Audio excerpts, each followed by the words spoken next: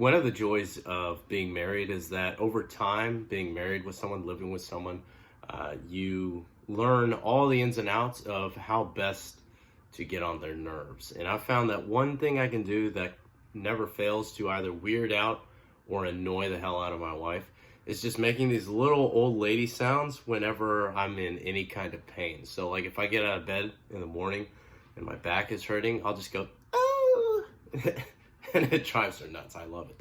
It's my new favorite thing in the world.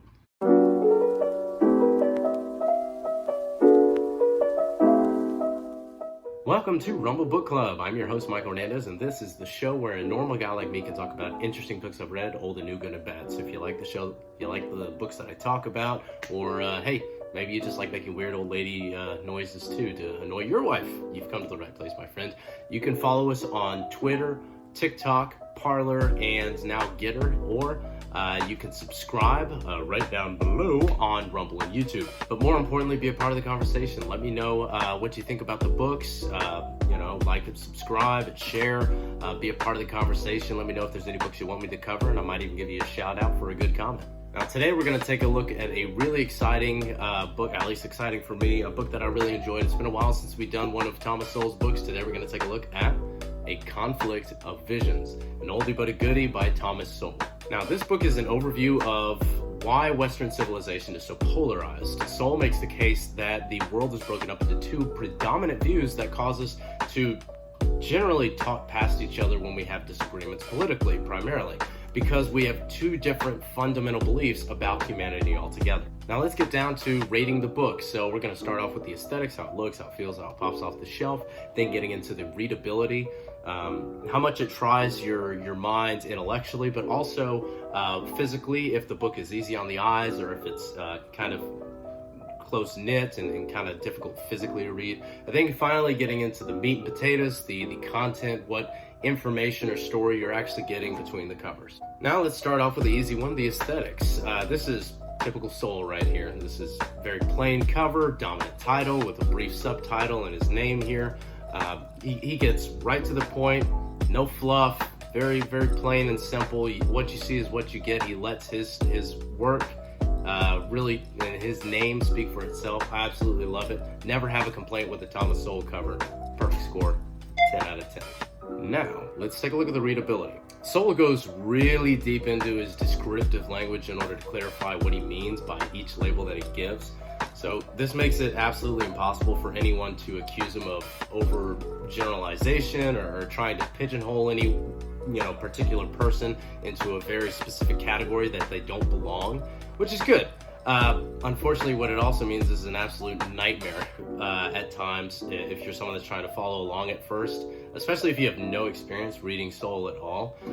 So this can make for some very, very long-winded parts, and especially at the beginning of the book where he's really setting the table. Sowell does a good job setting the table to kind of set the premise of his beliefs, his theories, and then his studies.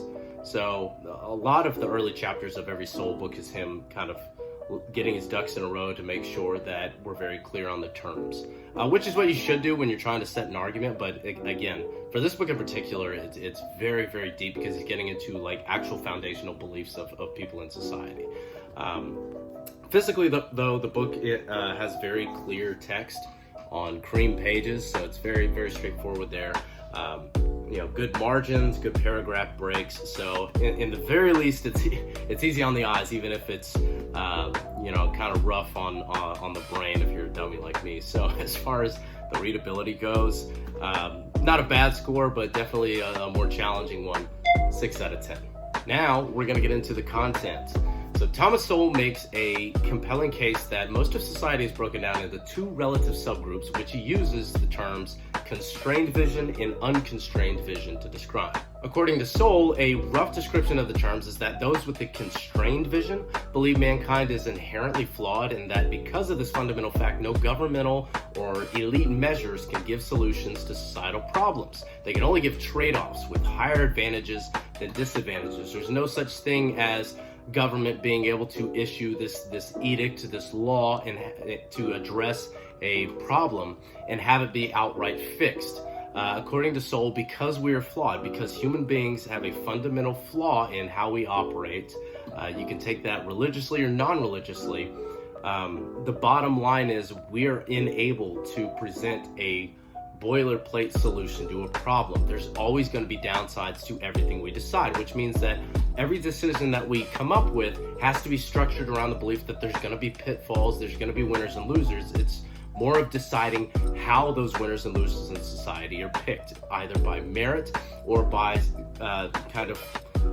puppet mastery on the side of these cultural elites. According to Sowell, the unconstrained vision describes those who believe that mankind, while flawed up to this point, is inherently perfectible, and thus, with enough poking and prodding and guiding by the cultural elites, this upper crust of society, in all different areas, not just politically, but the scientists, even Hollywood elites, people that are in the top echelons of society, that top 10 to 5%, with enough poking and guiding by them, humanity can be made to be just as perfect as our governmental and societal betters believe that we can be. They believe we can just be elevated by these sweeping decisions.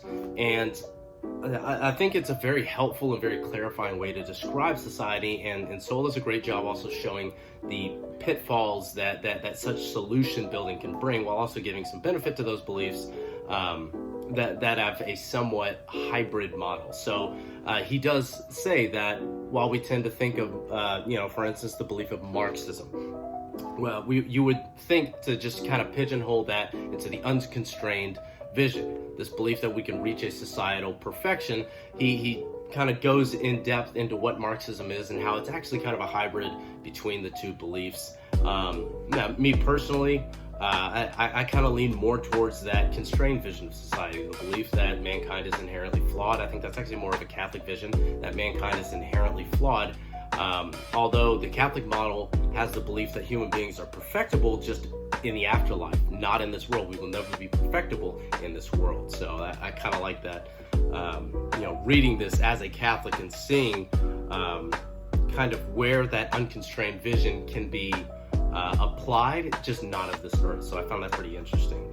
I believe it's outstanding content, and that it's very dense informationally in its content, despite its 230-page length. But as far as the content goes, absolutely flawless, perfect score, 10 out of 10. I found this book at Half Price Books. I love finding old books, especially kind of more original issues like this. I believe there has been a reprint of the book since, but if you're looking for older volumes, Half Price Books or your local used bookstore is always a great place. Just pop in and say, hey, got anything by Thomas Sowell? They typically are very, very hard to find, because Thomas Sowell's work in particular is the kind of work that people just hang on to. It's that good. So that's actually a good sign that you're looking for a good book. But nonetheless, I would check your local used bookstore if you're looking for a copy like this. If not, try the old tried and true online methods like Amazon to go find it. The book is A Conflict of Visions by Thomas Sowell. Go out and get yourself a copy. Thanks for watching, everybody, and go read something.